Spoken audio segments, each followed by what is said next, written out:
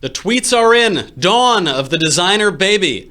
Scientists safely use gene editing to delete a mutation from a human embryo, bringing back ethical debates. Scientists have edited human embryos to safely remove diseases. What could go wrong? Great question. Trump is the designer baby of the GOP. Good point. Stoked for those who may benefit, but scared this might be the beginning of the end of the era of smart monkeys. Who you calling a monkey? Last week, the MIT Technology Review reported that scientists in Oregon successfully modified the DNA of human embryos using the gene editing technique CRISPR to edit out a heritable heart condition, signaling perhaps the dawn of designer babies.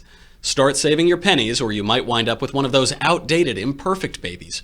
Plus, roaming millennial Amanda Prestigiacomo and Paul Bois join the panel of deplorables to discuss Rosie O'Donnell's new women-only political party, White House aide Stephen Miller's smackdown of CNN, and the prospect of President Zuckerberg. Oh my. Stick around at the end because I will answer your questions from our first ever mailbag. I'm Michael Knowles, and this is The Michael Knowles Show.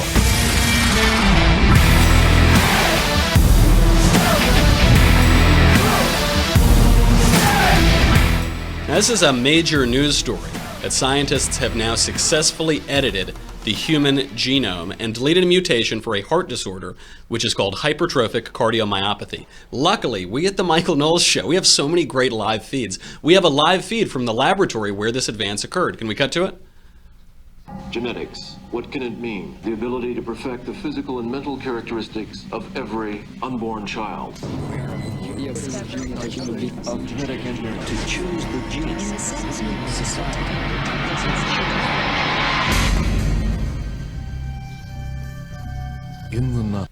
Oh no, that was the trailer for the 1997 sci-fi epic GATTACA. That was not the. We got to fix that live feed. So good. So it's a very good movie. Now, of course, left-wing outlets predictably are denying that this is the age of GATTACA. They're denying even not only the moral hazard, but even that this is happening in the first place. The Atlantic has a big piece out today. Quote, "The designer baby era is not upon us. American scientists have now used CRISPR to edit embryos. Doesn't mean we're entering into GATTACA dystopia." Steven Pinker out of Harvard has been denying that this is happening for a decade now. He wrote 10 years ago, 15 years ago, I think, "The prospect of designer babies is very much in doubt. We can deal with the ethical conundrums if and when they arise, but thinkers should acknowledge the frailty of technological predictions and base policy recommendations on likelihoods rather than fantasies." But not all of the experts agree. Not even all of the experts on the left agree. There is a left-wing, pro-abortion genetic study center. It's called the Center for Genetics and Society.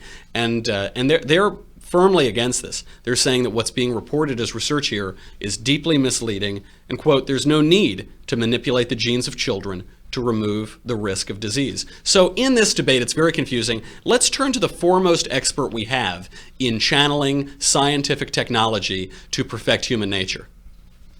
Gerade 7 Mann hoch war, sprach sie schon 2 Grundsätze aus. Erstens, sie wollte eine wahrhaftige Weltanschauungspartei sein. Und zweitens, sie wollte daher Kompromiss. Marshall, how many times do I have to tell you I don't speak German?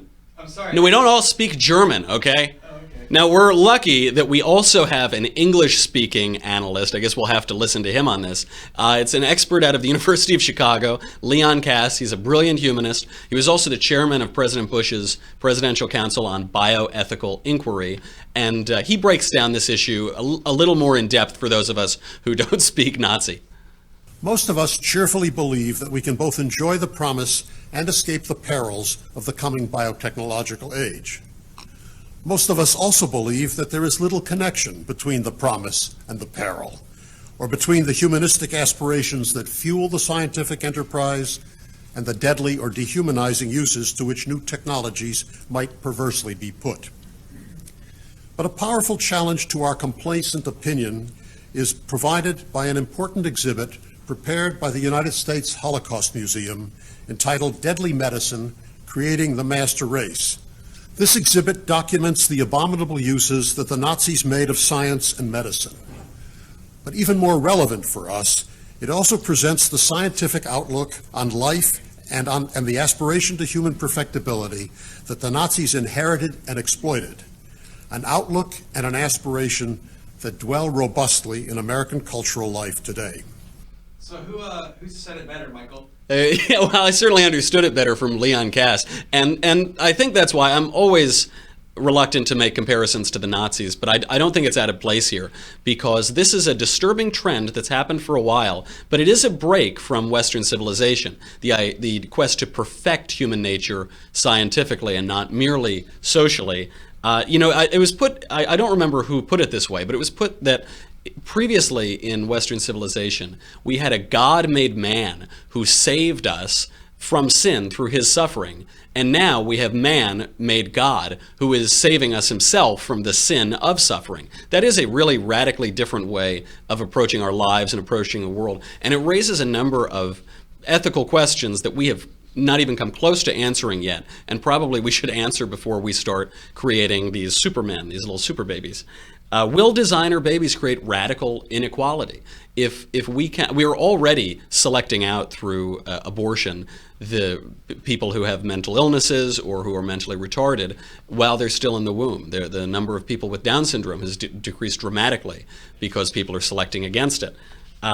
There is this radical inequality that could be created, and there's also the question of who has access to it. So if this technology exists to get rid of certain heritable diseases or to augment intelligence or so on and so forth, who's going to have access to them? It's going to be people who have the money to pay for it. Now, even if this is highly regulated by the government, of course a black market will exist. And when we're talking about something as important and fundamental as human nature and as the human brain, that black market could breed a lot of chaos and trouble. Some other questions are the unintended consequences. Do we really want to unbound ourselves from our human nature? And when I say that this technology has the prospect to change human nature, I'm not speaking hyperbolically. The word nature is referring to how we are born, how humans are born into this world. So if we can eliminate suffering and early death or disease or what have you, would we really want to? Is suffering and enriching an inherent part of the human condition? And if we say, well, we'll just get rid of the really bad diseases, how do we determine what these really bad diseases are? This heritable heart condition that affects athletes that we've selected against or edited out using this technology, is that the threshold, or certain other diseases? I sneeze a lot. Will that someday be edited out? I joke a little bit, but it's really hard to draw that line. And also, does this affect the commoditization of life? We've seen that life, can have a money value in the modern world, and life that's more costly to create will have a higher price tag on it. Do we want to further degrade life in the material world? And does it undermine concepts that are essential to our country and our civilization? Universal equality, equality before God, all men are created equal and have natural rights. Will we create men intentionally who are decidedly unequal, who have huge variability in IQ or resistance to disease or so on and so forth? And there's a generational ethical question, which is you're not only affecting the genome for one person, you're affecting it all the way down the line. If you're taking out heritable diseases, then his children will not inherit them, and his children and so forth. And who gets to make that call? You know who I think gets to make that call? Our panel of deplorables. We bring on roaming millennial, you know her from the YouTubes, with the Daily Wire's very own Amanda Prestigiacomo, and for some reason, Paul Bois, the voice of the Lord himself. Roaming, does this mean that one day we could even make an embryo that was destined to look like Paul Bois end up looking like you or Amanda? Because then very possibly I could get on board with it. Yeah, this is an issue where honestly I'm torn. I mean, obviously when we start talking about steps to perfect the human race, I mean, yeah, that is, Nazi whispers kind of start going off at the back of your head. But that was Paul's nickname in high school, by the way, was the Nazi whisperer. But I'm sorry to interrupt. Go ahead. That's a good one. But I mean, yeah, at the same time, people are saying like, hey, look, we have the chance of eradicating a lot of these more serious diseases. And, as someone who hopes to be a mother someday, I'm trying to put myself in that position or like if I'm about to have a kid and, this is a possibility, I can ensure that they are going to be healthy growing up. It's a really, honestly, it's a hard decision to make. And I think it's something that, we as a public should have more input on, right? I don't think we should just, let this happen and kind of on the sidelines. Let it happen by really accident. Looking into it. I think right, exactly. I think we do need to be having this conversation as a culture because like you said, there's a ton of implications that we've never had to deal with before. And you bring up a great point. I think everybody wants it for their child. I want it for little Michael Jr. for sure. I just don't want it for anyone else's child. And this raises this moral hazard. So, Paul, to you, moral hazard, schmoral hazard. Why shouldn't we just make our kids pretty and smart and wonderful?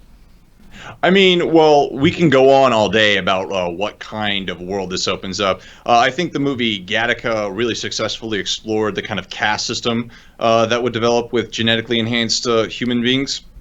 But I think an interesting point is one that was made by Dr. David King when he said that by genetically enhancing people, we would therefore be forcing them to perform according to the way that we design them to. So essentially, we're eliminating people's free will. So let's take, for example, you take a person who's born, and we design them to be like Ben Shapiro, a superhuman, IQ intelligence. God help us. Yeah. That's the name of my show. And let's just say this Ben Shapiro clone, he just decides one day he wants to sit all day on his butt and watch Brady Bunch. Who's to say that a government or an agency can't force him to live according to the way that he was designed to do so? So that's an interesting point. I think we just got a window into Paul's Saturday afternoons, just sitting on that couch watching the Brady Bunch. Sounds good to me. Amanda, the secular left is always harping on inequality. They imagine inequalities, they create new inequalities, but they seem to be embracing this, at least a good percentage of them. Isn't there a disconnect here? Yeah, and you see the same thing in abortion, as you were talking about earlier. It's the same thing where they're eliminating Down syndrome babies. Like, they talk about all this inequality, income inequality, that's what they're fixated on. When it comes to things like this, we are literally eliminating Down syndrome children through abortion. And again, this would be the same thing, where you would eliminate whatever quality or whatever. I mean, I know they're talking about genetic diseases right now, but where does this end? It's all in the name of compassion, isn't it? Just like the compassion to let little children die. As always, the same with abortion, of compassion for the mother, but no compassion for the child. And again, like Paul said, no free will as well. That's a great point. Roaming, Leon compared this to the Holocaust, compared it to Nazi eugenics. Is that outrageous? Were the Nazi eugenics a bastardization of science, or is it the logical conclusion of this sort of scientific inquiry? Well, I mean, if we take the assumption that there are groups that we are, as a society, prejudiced against, I don't know. Let's say gingers, because that's a pretty inoffensive way to go. Whoa. It's not crazy to think that when we're gonna have to bleep this out. Richard Spencer back here again with all her racist claptrap. I'm sorry. Go ahead, Roaming. But it's not crazy to think that when we do have the ability to select which genes and which traits we want to pass on to our children, that these traits that we find less desirable will be eliminated from the gene pool. And if you're if you're someone who is, I don't know, of a let's say, again, let's go with gingers, that's safer, like gingers, right? I mean, I don't think it's crazy to make that leap and say, like, hey, yeah, maybe this is something we should be concerned about. Do we want to give people the power to kind of take these genes out of our society, out of humans, based on, I don't know. The answer is, of course, yes. We're probably going to get blocked on YouTube for all of this anti-ginger talk, but proceed. Right. To me, it's a lot of control to be giving to people, to scientists. Absolutely. And Paul, you're the more Catholic than the Pope.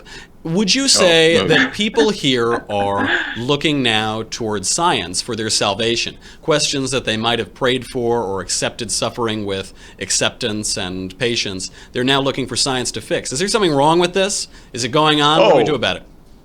Oh, absolutely, Michael. There's tons of things wrong with here. So, I mean, what you have here is really, it's a multi-pronged situation with different theological implications. Like, one is a conscionable good, which is the healing of certain diseases, while the other is a violation of natural law, and that's the enhancement of humans beyond their natural state. And so the church makes a clear distinction between genetic enhancement and genetic therapy. Genetic therapy essentially restores nature. I mean, as long as it restores the dignity upon a person, and genetic enhancement imposes upon them something that wasn't there already naturally. You make them super smart or you make them super athletic, and that is very clearly defined as morally defunct and to be avoided. An important distinction from Cardinal Bois, we have to move on. The DCCC, the Democratic Congressional Campaign Committee, has signaled that there will be no litmus test for candidates. Just speaking of eugenics, they are suggesting that they'll allow pro-life Democrats to run and still fund them. Rosie O'Donnell is very upset about this. She is threatening to form her own all-women political party if the Democrats don't kick out all of the pro-lifers from their party. For reaction, we go to President Trump. Well, Rosie O'Donnell's disgusting. I mean, both inside and out. You take a look at her, she's a slob. She talks like a truck driver. Rosie attacked me personally because I was very happy when her talk show failed. The other thing that failed, and this was a real monster, and everybody was suing her.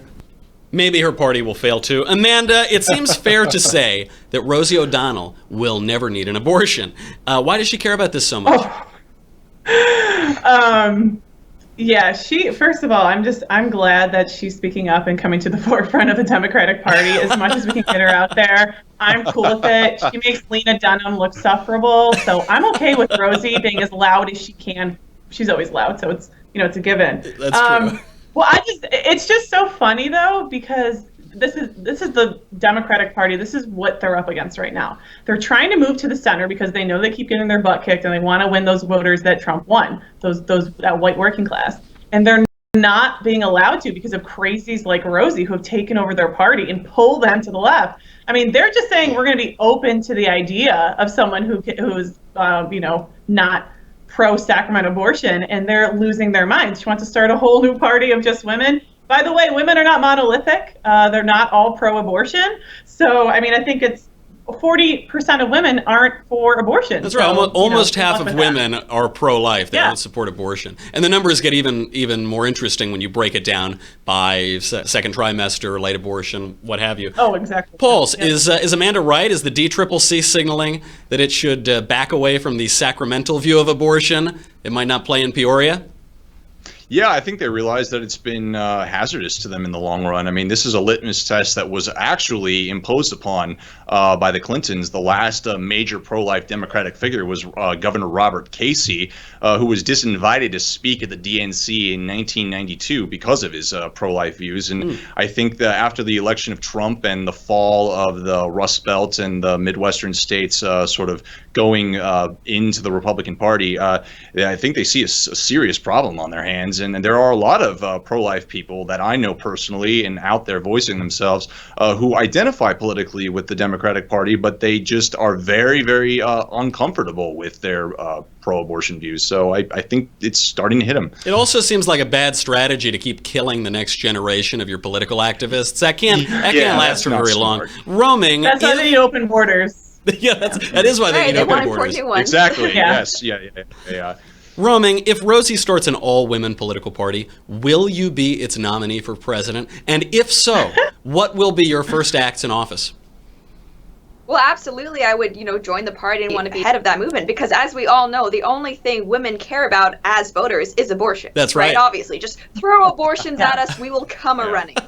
No, but seriously, I've never understood these left-wing feminists who try to make abortion something that all women should care about all the time. Even if I'm personally pro-life, but I know a lot of my friends who are pro-choice. And even for them, they understand that, hey, I may or may not have an abortion throughout my lifetime. And hopefully, Lord willing, it's never going to happen.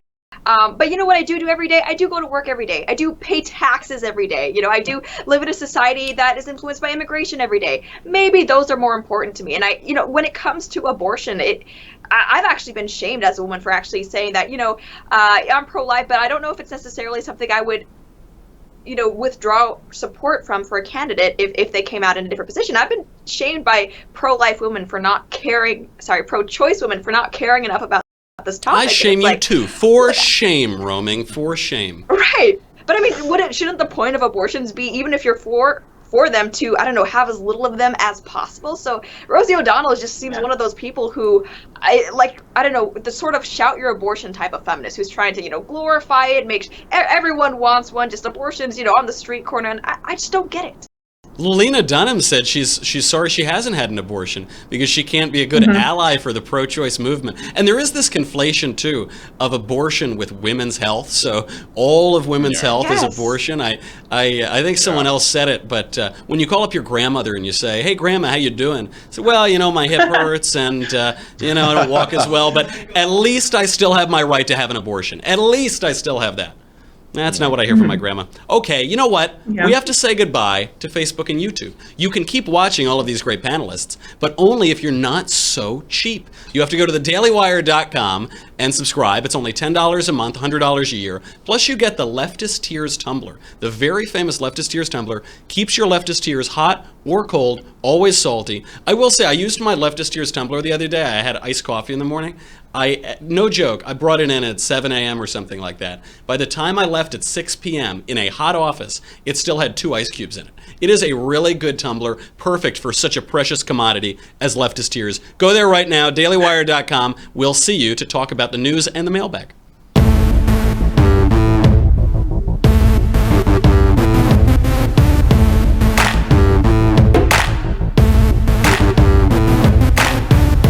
CNN's Jim Acosta recently got into a heated exchange with White House aide Stephen Miller over immigration.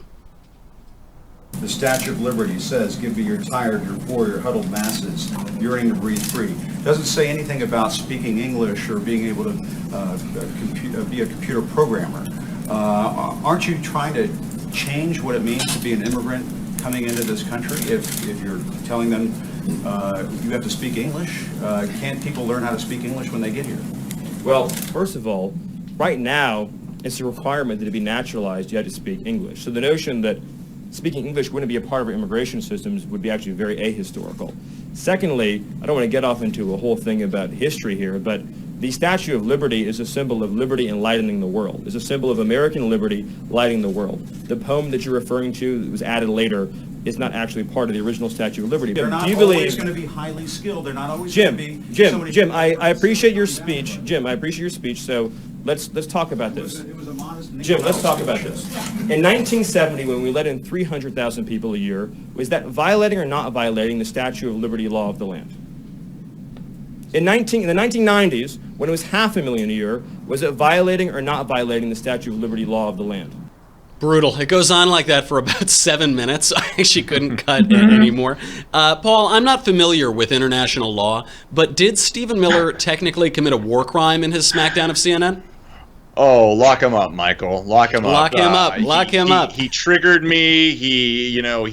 My safe space was violated, by the very idea that a government can put up standards as to who they can let in and let out of their borders is just extremely offensive. I mean, call UN, call the courts. Yeah, absolutely. Lock 'em.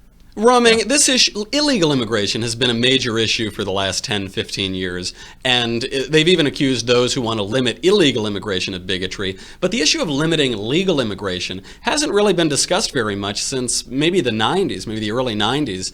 And now I think it's clouded over with a great sense that if you want to limit legal immigration, you're a bigot. Is it a legitimate opinion to say that a country should decide who comes in and who comes out?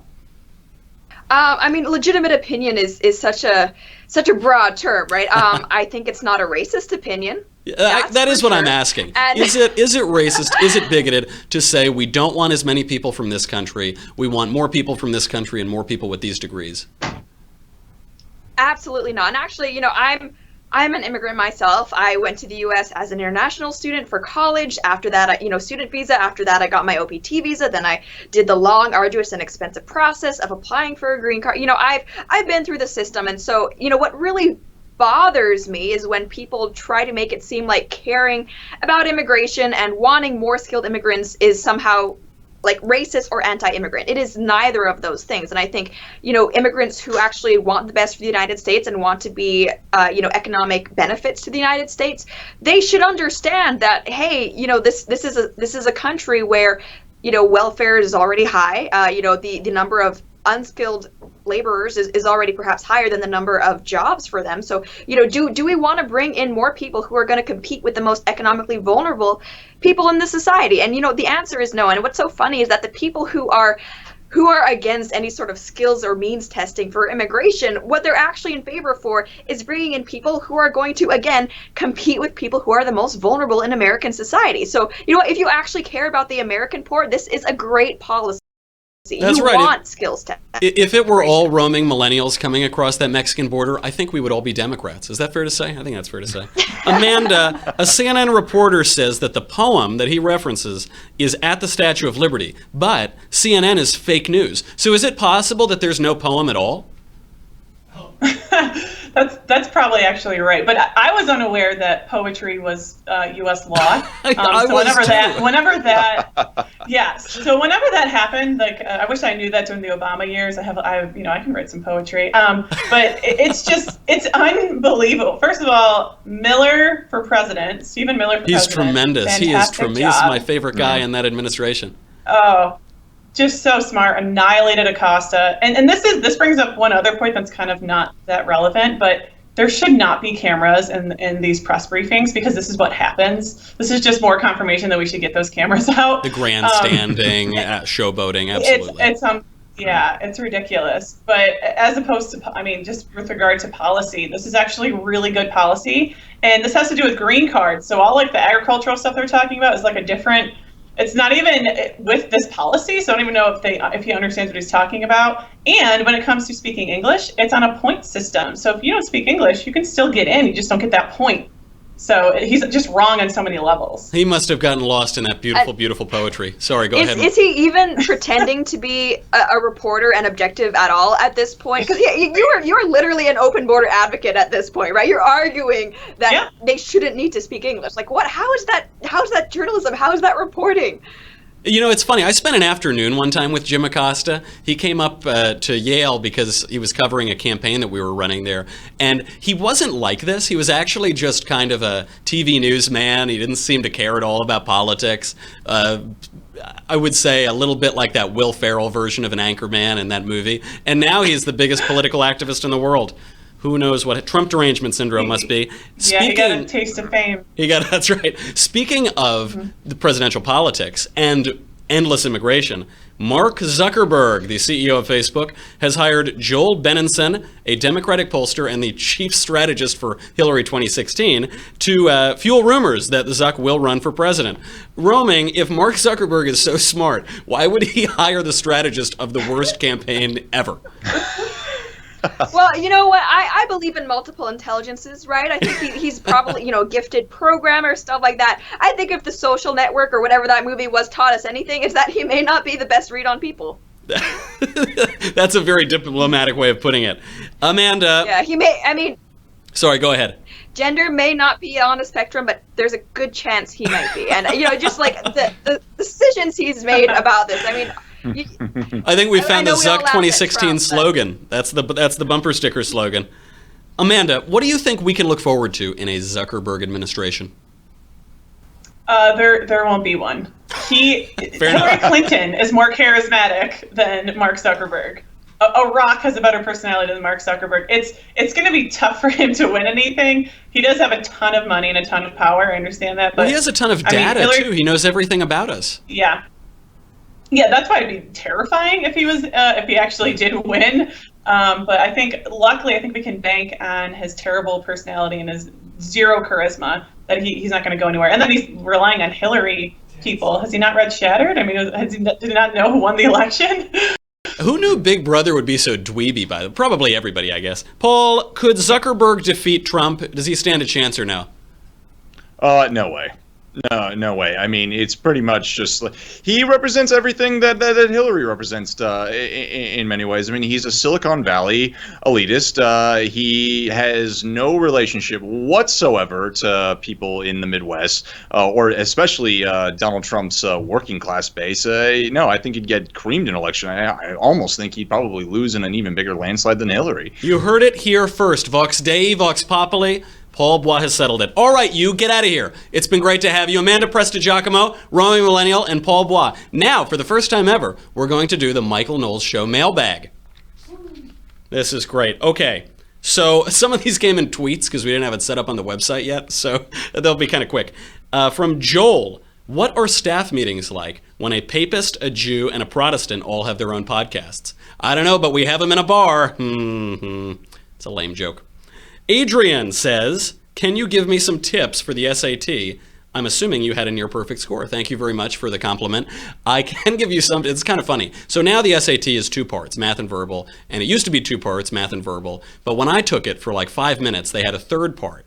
And I did get a perfect score on 2 parts, on math and verbal, but I didn't get a perfect score on the 3rd part, which was writing, which, depending on how you look at it, is either ironic or manifest and obvious, given my literary endeavors. From Madison Hahn. That question was intentionally left blank. I think you really get us here at the Michael Knowles Show. Great, great question. From Kristen. Mr. Knowles, first of all, the show is great. Thank you very much. My question is simply to satisfy my curiosity. What tweet is in the frame behind you? It has to be a good one to be in such a beautiful gold frame. I will tell you what that tweet is. It is the moment that I knew we were living in a Matrix-esque simulation. It's the tweet from President Trump endorsing my book, a great book for your reading enjoyment, Reasons to Vote for Democrats. Thank you, President Trump, and thank you for the question. This question from Beer Belly. My name is Beer Sheltiel Belkenesi, aka Beer Belly. Hello, MK. Do you mind if I call you MK? That's what I imagine calling you if we were close friends. I'm in dire need of help. I look like a regular guy, but in reality, I'm a transgender cross-dressing homosexual female. I've been happily married for a long time, but my wife has decided she is now a transgender cross-dressing homosexual male. She still looks the same, but identifies as male. Now this has created an obvious problem, of course. I identify as female, but she, I mean he, now identifies as male, and since I'm a homosexual and she, I mean he, is homosexual, we no longer have an intimate relationship. Help me figure out what to do. I think I have to defer to the expert on this from Everyday Feminism, Riley J. Dennis. Would you date a trans person, honestly? Think about it for a second. Okay, got your answer? Well, if you said no, I'm sorry, but that's pretty discriminatory.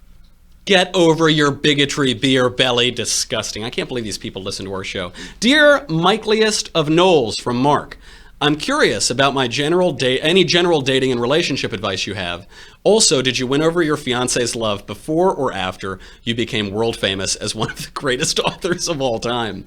How important is becoming famous overnight in having a successful relationship? I'm very glad you asked this question. I think there's a lot of misinformation out there about this. I did not win over sweet little Elise's heart before I became famous. I did purchase her. It was very expensive. And I think that if you're going to ground a relationship on something that isn't as fundamental as fleeting fame or a modest windfall of money, you're destined for failure down the road. So remember to keep the important priorities at the top. Thank you for your question. From Asa Hoffman, why are you Catholic instead of Protestant? Because I want to go to heaven, of course, and it's the one true church. It's a good question. We do have here podcasts with a Jew, a Protestant, and a Catholic. I was an atheist for a long time. I was an atheist or practical atheist until I was about 20, 22. I was actually an atheist at the time I was confirmed in the Catholic Church, which is why I chose Thomas as my confirmation name. I'm convinced of the Catholic Church for a few reasons. I do think Peter is the rock on which Christ built his church. I do believe in the primacy of Peter and the Petrine line, and I do think that Christ said to Peter, you have the keys to the kingdom of heaven. Whatever you bind on earth will be bound in heaven. Whatever you loose on earth will be loosed in heaven.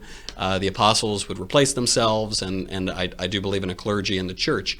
The other reason, which is I think a little less rote and heard of before, is the idea that Christianity, unlike other world religions, is a series of facts. It's not philosophy, it's not poetry exactly. It's a series of facts. A man was born at a time in a place with bones, he wore clothes, he did things on earth, he was killed, he was resurrected.